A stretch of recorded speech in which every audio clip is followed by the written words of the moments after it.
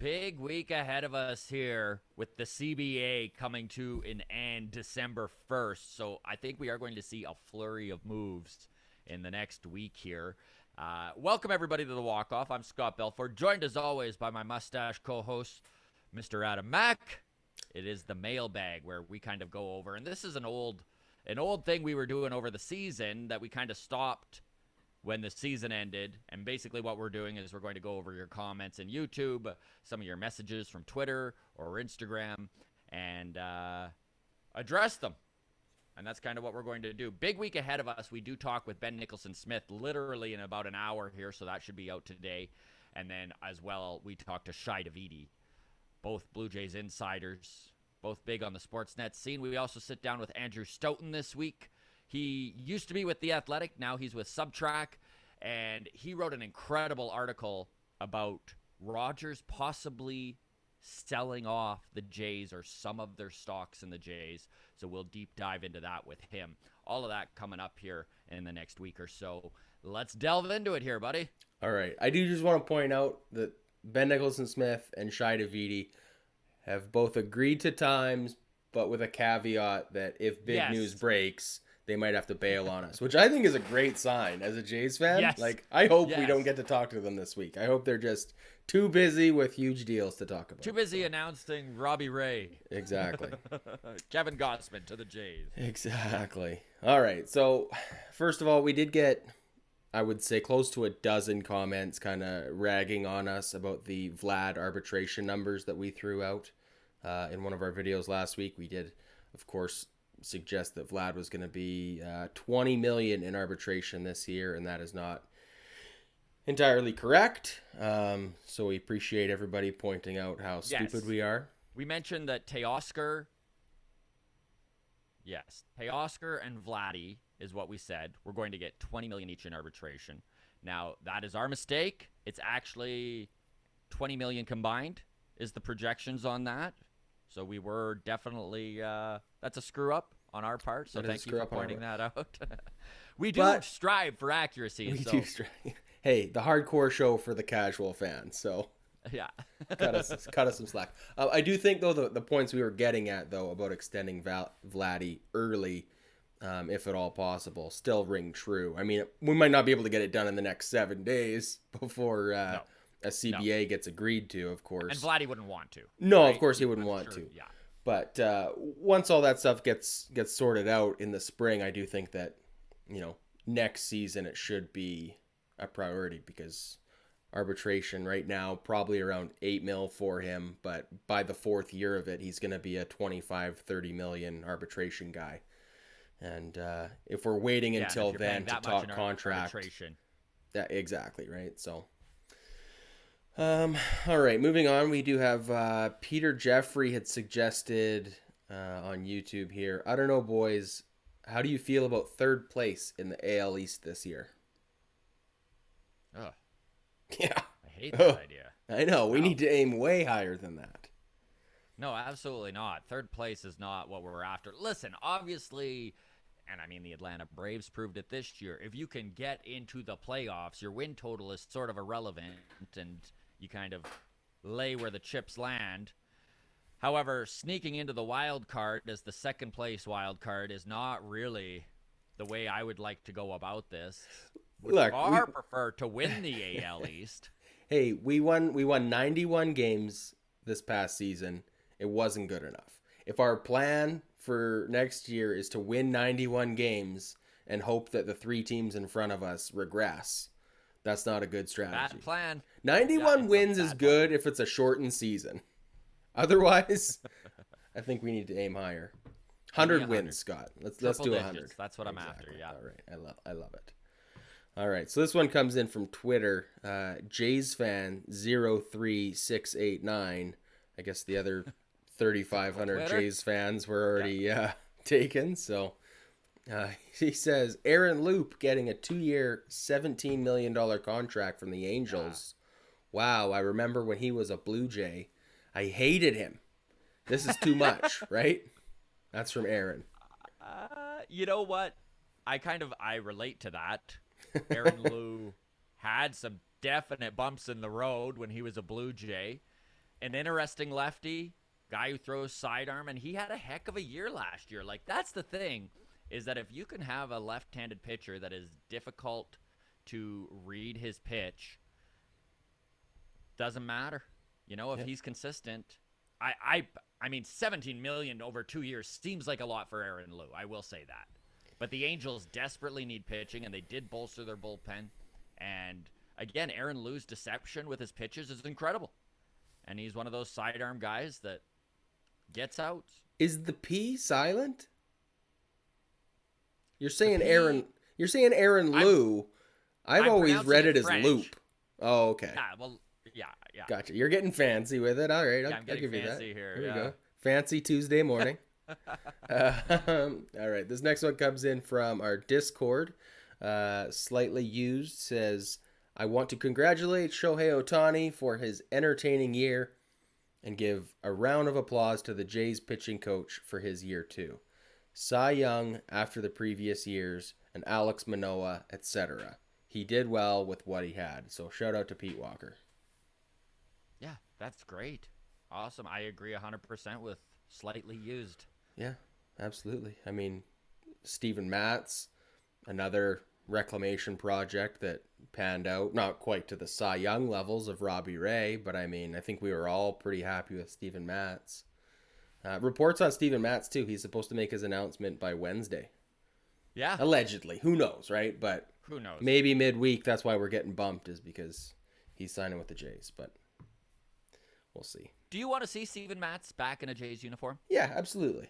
Yeah, me too. I have zero problem with it. If he's our number 4 or 5 guy, phenomenal. Let's have him and Ryu closing out the back end of the rotation. Love it. Is nice 2 or 3 year deal. 28 million too much? Yeah. No, sorry, what's that? Fine with that? 2 years, 28 million? Would you do that? Yeah, I'd do that in a heartbeat. Why not? Okay. I mean, yeah, let's just do it.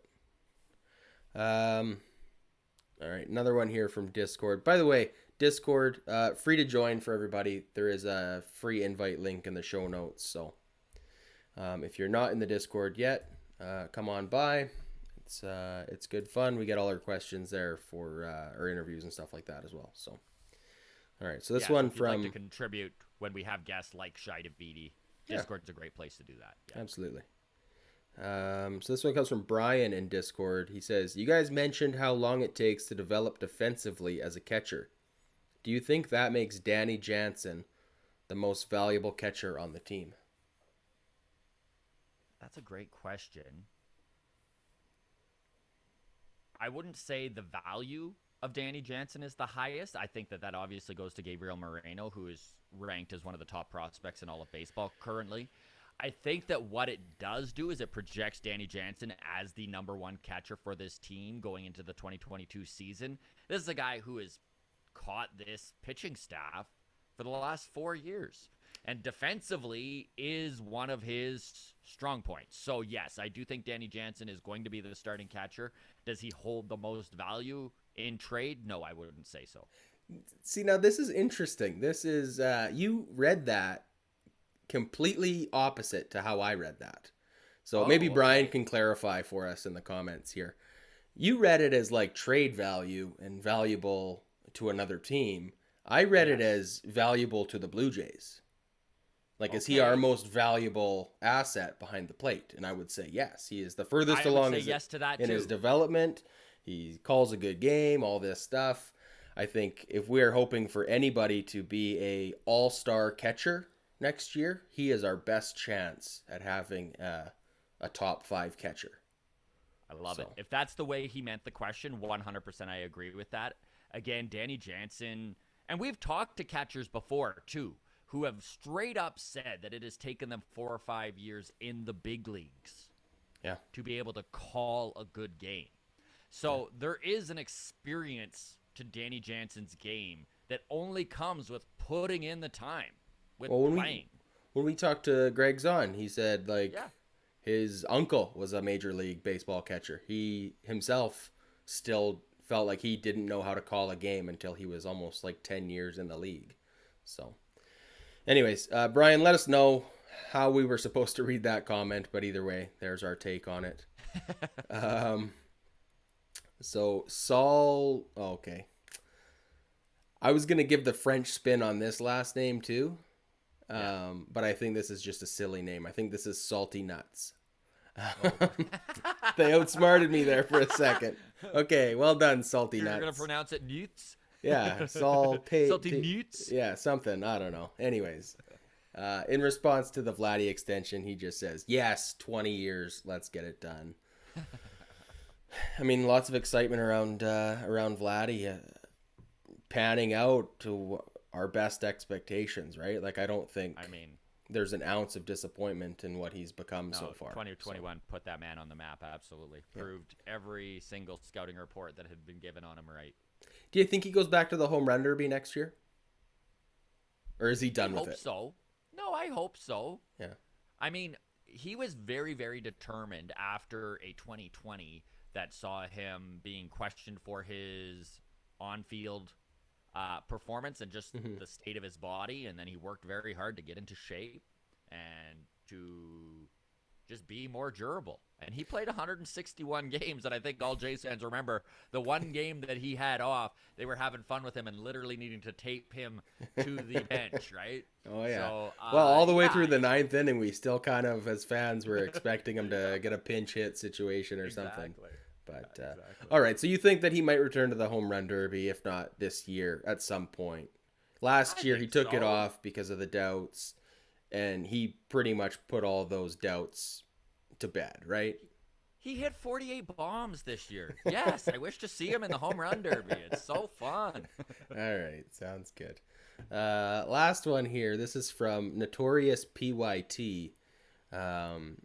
Some good constructive criticism for the channel, Scott. So he says, the amount of ads in this video is obnoxious. I love Arden, but the amount of ads almost makes this video unwatchable. I don't know what to say about that other than, like, if that's the case for everybody's experience, please let us know. We don't really know. We don't really know what we're doing here, I guess is the best way to put it. Not to give too big of a peek behind the curtain, but behind that curtain, We're not even wearing pants two right now, bumbling Scott. idiots. Yes. Two pantsless idiots. So we do have, like, monetization turned on for the channel, trying to cover the cost of the behind the scenes stuff that we do have to put into it. I don't know how to scale ads to maybe have less ads running on the channel, but if anybody We basically knows, moved the toggle from on to off. yeah, from it's like off it's to either on or right? off, right? So that being Oh, maybe said, we should bring up the Patreon idea too. yeah, I was just gonna say we did have a few people who've reached out and suggested that rather than monetizing through YouTube ads, that we get our Patreon up and running, and that's something that you and I have kind of been kicking around for the last year or so, but really don't really know what direction to take it in. So I guess we're just putting it out there. Is that something anybody who maybe uses Patreon or is a Patreon for another channel, what kind of perks or benefits would you guys be interested in if we did do a Patreon? What would make it enticing to you? So Maybe we can offer an ad-free option for a Yeah. buck or two. I don't know. Yeah. Yeah. Okay. Okay. Well, that's something Well, that that's something for we us to chew appreciate on. Everyone's comments. yeah, totally. Let us know any way that we can improve your experience. That's what we're here for. So appreciate the feedback like that. I did get one other comment. I think it was from a Bryce Harper fan. Oh yeah. Didn't like that I said he had one of the most punchable faces. That was a callback to one of our old videos that I did. The way the guy reacted, you'd think it was Bryce Harper's wife. Like, Yeah. my goodness, I've never heard someone defend Bryce Harper so vehemently kidding. before. Not even, yeah. Anyways, so yeah, what can I say about that other than we're all here for fun, and if you guys want to throw hate, I'd rather you direct your hate towards me than anyone else in our Discord or anyone else in the comment section. So bring your heckles on. Let's go. Even bad comments are still good for the algorithm, I guess is what I'm saying. So yeah. He said you look like you beat women, and I'm going to say right now, everybody, he does not. And I don't even think you look like that. More like Hopper from Hey, there you go. from Stranger Things. I will say this. When it comes to a good game of Mario Kart, I'm not afraid to beat women. Okay. Equal playing field. Yeah, Is Adams. absolutely. It's feminism right there. I don't ease up in video Princess is games with going my down. wife. That's right. Exactly. Awesome. All right, Okay, man. we'll wrap it up there. I do wish to say to everybody who has given us a view and dropped a comment or a like or subscribed, thank you so much. We have literally seen a 1,000% increase in our views in the last month, and our mind is blowing, and we're so grateful, and we're thrilled you're along for the ride. So please, again, we do this mailbag every single Tuesday. If you would like your comments or your questions out there, feel free to drop us a comment or shoot us a message. And we do our podcast every single Friday. Again, Shy Davidi should be, fingers crossed, joining us, unless the Jays make a huge splash, and then that's awesome too. Right. And I do just want to shout out to, this is a bit of a shorter mailbag episode than we usually do. We usually run about 25, 30 minutes. We're about 15 minutes now, but we do have Ben Nicholson-Smith that we got to wrap up quickly and go get ready for that one. So, and that should hopefully, fingers crossed, be released today sometime. Yeah. So, okay. Good talking to you, Scott. We'll see you in a little bit for Ben. absolutely.